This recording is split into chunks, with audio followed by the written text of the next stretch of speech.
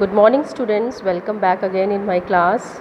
आज हम स्त्री रोग के जो इम्पोर्टेंट टॉपिक है अष्ट आर्तव दृष्टि के उपद्रव के बारे में पढ़ेंगे। अपनी लास्ट वीडियो में हमने 8 प्रकार की आर्तव दृष्टि और उनके अलग अलग लक्षणों के बारे में पढ़ लिया था।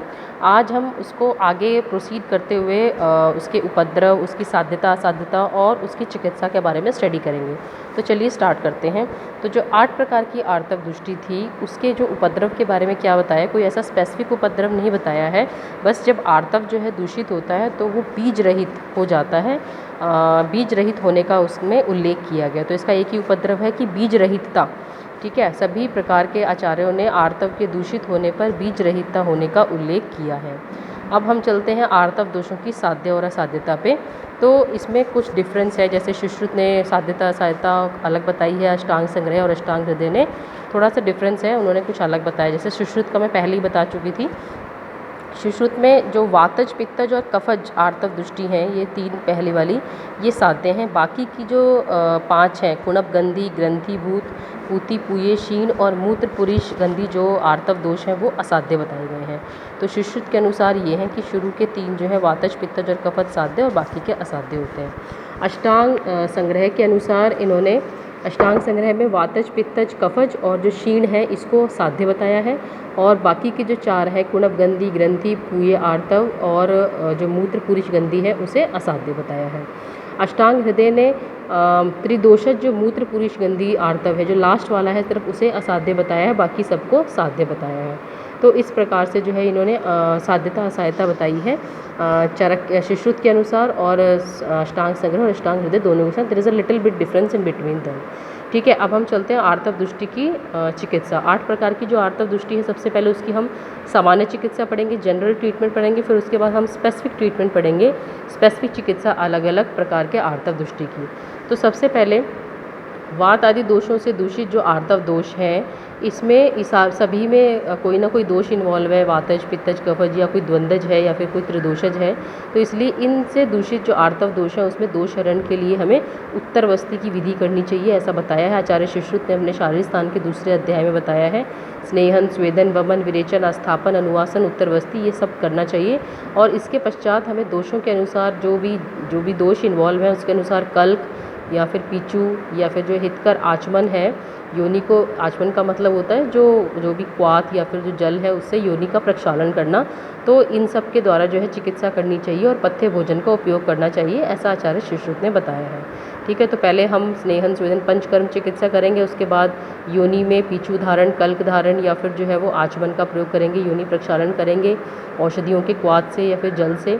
ठीक है, उसके बाद जो शुक्र दोषों को नष्ट करने के लिए जो चिकित्सा बताई गई है, क्योंकि जैसे शुक्र दोष होते हैं उसी प्रकार आर्तव दोष भी होते हैं, तो शुक्र दोषों को नष्ट करने के लिए जो चिकित्सा बताई गई है, स्नेहन, स्वेदन आदि जो भी, ठीक है, वही चिकित्सा जो है वो हमें आर्तव दोषों में भी प्रयोग करनी चाहिए।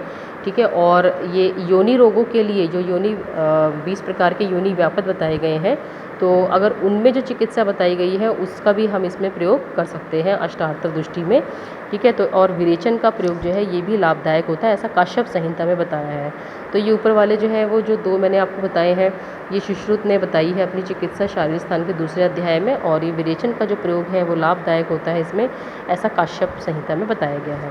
अब ये तो थी जनरल ट्रीटमेंट। अब हम स्पेसिफिक ट्रीटमेंट पढ़ेंगे, दोषों के अनुसार जो चिकित्सा है। जैसे वातज आर्तव दृष्टि है, उसकी चिकित्सा क्या होगी, उसमें हमें वात है तो उसको शमन करने वाले स्निग्ध, उष्ण, अम्ल और लवण द्रव्यों का प्रयोग करना चाहिए, वाग्भट ने बताया है। और वाग्भट ने क्या बताया, भारंगी, मुलेठी, देवदारू से सिद्ध घी का पान या गंभारी व मुदक पड़ने से सिद्ध दूध का पान। मैं इसमें 4-5 योग बता रही हूँ, तो आप उसमें से 1-2 जैसा भी आपको जितना याद हो आप उतना याद कर लेंगे ट्रीटमेंट में। ठीक है, तो ये हो गया मुलेठी, देवदारू, भारंगी, इनसे सिद्ध घी का पान या गंभारी और मुदक पड़ने से सिद्ध दूध का पान हम करवा सकते हैं। नेक्स्ट चलते हैं आगे, हमारा ये है, और भी बहुत सारे योग हैं, तो आप जितने आपको याद हो सके उतना कर लीजिए। मुलेठी है, कृष्णपर्णी का कल्क है, दूध और घी के साथ उनको मिला के पीना है। नेक्स्ट प्रियंगु व तिल के कल्क को योनि में धारण करना है, ये सब वाग्भट ने दी है चिकित्सा। सरल और मुदक पड़नी के क्वाथ से योनि का प्रक्षालन करें। निरूहवस्ती का प्रयोग अमृत के समान लाभकारी है, इसमें वैषज्य सिद्धि में बताया गया है। और हारित संहिता में बताया गया शुंठी, पिपली, मुस्त, धनव्यास दोनों बृहति एवं पाटला के क्वाथ को गुड़ और दही के साथ 1 सप्ताह तक रजःस्राव काल में पान करने को दें। तो ये शुंठी, पिपली मीन्स यानी कि जो है त्रिकटु का जो प्रयोग है वो आप दोनों बृहति है, पाटला का क्वाथ है, उसको गुड़ और दही के साथ आप 1 वीक तक रजःस्राव काल में, जब जिस टाइम मेंस्ट्रुअल पीरियड होता है, मेंस्ट्रुअल फ्लो हो रहा होता है, उस समय पान करने को दें, ऐसा हारित ने बताया है, हारित संहिता में बताया गया है। अब नेक्स्ट चलते हैं पित्तज आर्तव दोषों की चिकित्सा। इसमें कई सारे हैं, आप इसमें 2-3 जो भी आपको ईजी लगे वो आप इसमें याद कर सकते हैं। ठीक है, पित्तज आर्तव दोषों की चिकित्सा में सबसे पहले वही कि मधुर, शीत और कषाय द्रव्यों का प्रयोग करना चाहिए, क्योंकि ये सब चीज़ें पित्त को शांत करती हैं। काकोली, शीर काकोली और विदारी मूल का क्वाथ या फिर श्वेत चंदन के क्वाथ को मधु मिलाकर पान करना चाहिए, ये भी वाघभट ने बताया है। तो चंदन जो है वो ठंडा होता है, उसमें या श्वेत चंदन के क्वाथ में मधु मिलाकर, काकोली, शीर काकोली ये थोड़े शीतवीर्य ड्रग्स हैं, इनमें आप जो है वो मधु मिलाकर पान करवाएं। उसके बाद धव और धातकी के फूल, ये भी शीतवीर्य होते हैं, इनका कल्क या मुलेठी, सौंफ, इनका जो कल्क जो है वो घी मिलाकर चाटें, ये भी वाघभट ने बताया है। ठीक है, जो थोड़े इजी हैं, गैरिक और नीम के क्वाथ से योनि प्रक्षालन करना है। सफ़ेद चंदन और शीर विदारी के कल्क को योनि में धारण कराना है। अमलतास इंद्रायण से सिद्ध दूध से विरेचन करवाना है। तो इसमें 6 हैं, आपको जो इजी लगे आप उसमें से 2-3 पॉइंट्स आप इसमें से याद कर लीजिएगा। नेक्स्ट है कफज आर्तव दोषों की चिकित्सा। कफज आर्तव दोषों में कटु, रुक्ष और कषाय द्रव्यों का प्रयोग करना है सबसे पहले, क्योंकि ये कफ को शांत करते हैं। उसके बाद जो है वो कुटज, कुटकी और अश्वगंधा का क्वाथ पीना चाहिए, वाघभट ने बताई है चिकित्सा। शीरी वृक्ष, जो दूध वाले वृक्ष होते हैं, उनके कोमल पत्तों के क्वाथ को मधु के साथ पिएं।